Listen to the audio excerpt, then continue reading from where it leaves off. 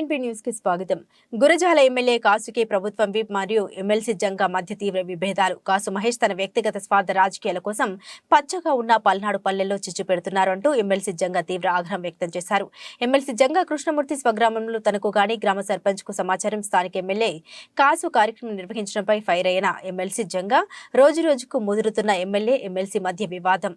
MLA తీరుపై తీవ్ర అసంతృప్తితో ఉన్న ఎమ్మెల్సీ జంగా కృష్ణమూర్తి ఈ మధ్య తన అనుచరులు కార్యకర్తలతో గుంటూరులో కీలక భేటీ నిర్వహించిన జంగా కృష్ణమూర్తి కొద్ది రోజుల్లో వైసీపీకి గుడ్ బై చెప్పే ఆలోచనలో ఉన్నట్లు నియోజకవర్గంలో గుసగుసలు వినిపిస్తున్నాయి.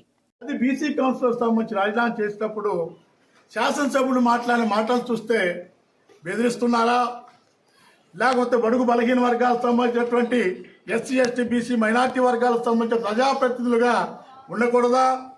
మరి ఎందుకు మీద మిగతా వాళ్ళు ఉన్నారు కదా. లాస్ట్ టైం కూడా పోయిన తర్వాత లోకల్ బాడీ ఎలక్షన్లో చూసాం.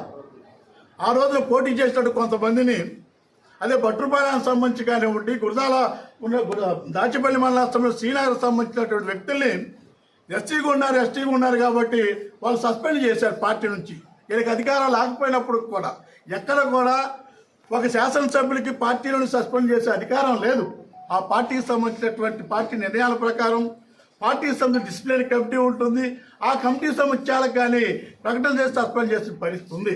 అదే మరొక చోటకి ఉన్నట్లయితే పోటీ చేసినప్పుడు ఆ వ్యక్తులను ఎందుకు సస్పెండ్ చేయలేరు? అంటే మీకు ఎస్సీ ఎస్టీ మైనార్టీకి సంబంధించిన వాళ్ళే చులకన భావాలు కనపడుతున్నారా?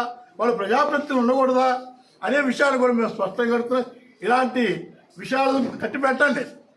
ఎందుకని మీరేదో అనుకుంటున్నారు గ్రామాల్లో తగవులు పెట్టాలని, పబ్బాలు పెట్టుకొని గ్రామాలకు సంబంధించిన వాళ్ళందరికీ కూడా రెచ్చగొట్టి కాలక్షేపం చేయాలంటూ ఆలోచనతో అధికారాలు నిలబెట్టుకుంటే ఆలోచనతో ప్రయత్నం చేస్తున్నారు.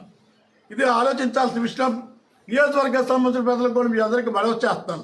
అందరూ కూడా ఆత్మస్థైర్యంతో ఉండండి, ధైర్యంగా ఉండండి. ఈ దొరల పరిపాలనకు సంబంధించి కానివ్వండి, ప్రజా వ్యతిరేక శక్తులకు సంబంధించి కానివ్వండి, ప్రజలను భయపెట్టే ప్రజాప్రతినిధులకు సంబంధించి కానీ తప్పనిసరి కూడా రాబోయేటువంటి పరిస్థితుల్లో కూడా బుద్ధి చెప్పాల్సిన అవసరం ఉందని కూడా మనవి చేస్తూ, ఇది చాలా దుర్మార్గమైన విషయం. ఎమ్మెల్యే గారికి కూడా మనవి చేస్తాను. ఇలాంటి పోకలకి పోయినట్లయితే ప్రజలు తప్పనిసరి కూడా నిన్ను ఎదుర్కొంటారు అని కూడా మనవి చేస్తూ గ్రామాల్లో తగాదు పెట్టకూడదు.